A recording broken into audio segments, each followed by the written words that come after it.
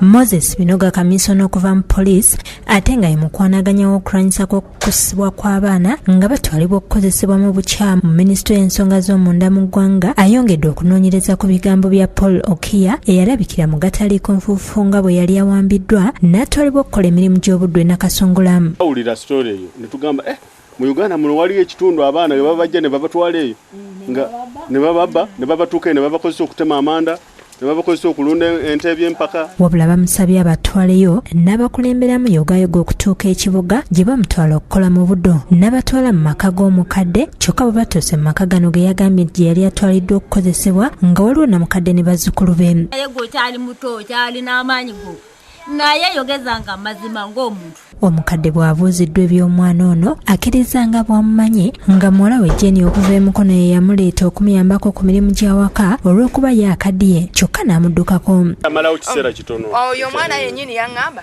nti azze anoonye ku sukulu fiizi mbu taata we ssente zaamubula ng'agamba taata we musirikale.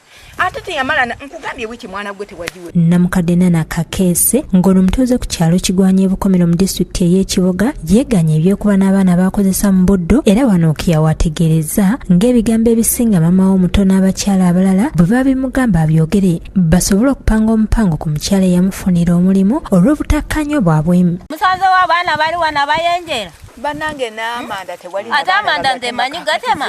Ate ogambe nti era maama nti era nti muli nti balina emmungu eri gye wali nti ate abaana batta nti batta abaana nanyanzinga yabigamba n'ensooka ntya. Bino gategeereza nti okusinziira ku kunoonyereza kwe bakoze bakizudde nti omwana ono kituufu yatwalibwa okukola kyokka nga baali bakkiriziganyiza n'omuntu eyamutwala era ng'amanyi n'ensimbi z'agenda okukoleramu. Njagala okutwala omukisa guno okwetondera abantu betubadde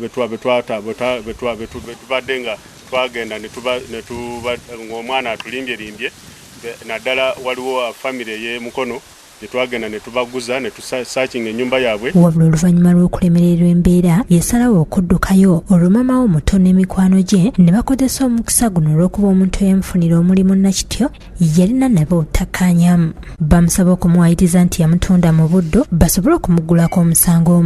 Okuwa ekifaananyi ekikyamu nti mu Uganda tulimu abantu abeeyisa ng'ensolo bwe batyo. Agambye nti abakyala bano bagenda kwongera okunoonyerezebwako bagulweko emisango egy'okukozesa omwana okulwa n'entalo zaabwe era n'asaba n'abazadde okukomya omuze guno ogw'okukozesa abaana okusobola okutuukiriza ebigendererwa byabwe. Kinaategeerekeka kituufu nti baakikola okulimbisa tujja kulaba babe nti basobola okutwalibwa mu mbuga z'amateeka. Obed Lotale ne Sheriff Sebunya bakusakidde gulire nno Crab Kid TV 1.